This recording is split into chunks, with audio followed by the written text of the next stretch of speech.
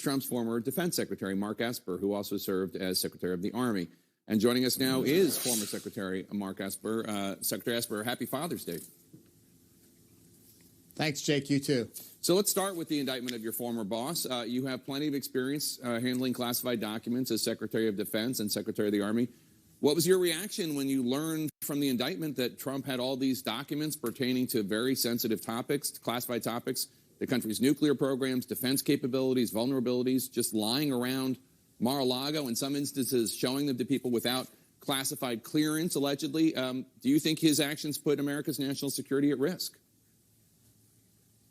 Well, the revelations are very troubling, disturbing, and yes, I do. If the allegations are true that it contained information about our nation's security, about our vulnerabilities, about other items, it could be quite harmful to the nation. And look, no one is above the law. And so I think this process needs to play out and people held to account, the president held to account.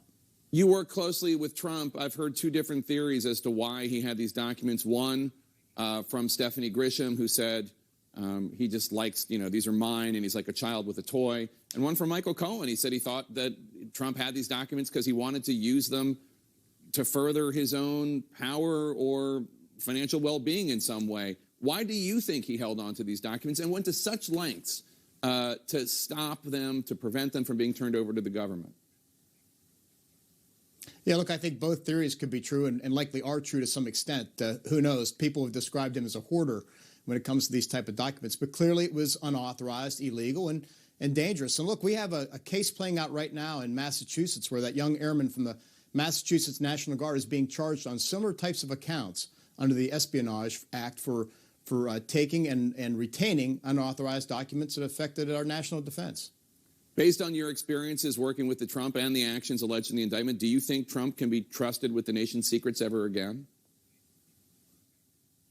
Well, based on his actions, again, if proven true under the indictment by the special counsel, no. I mean, it's just irresponsible action that places our service members at risk, places our nation's security at risk.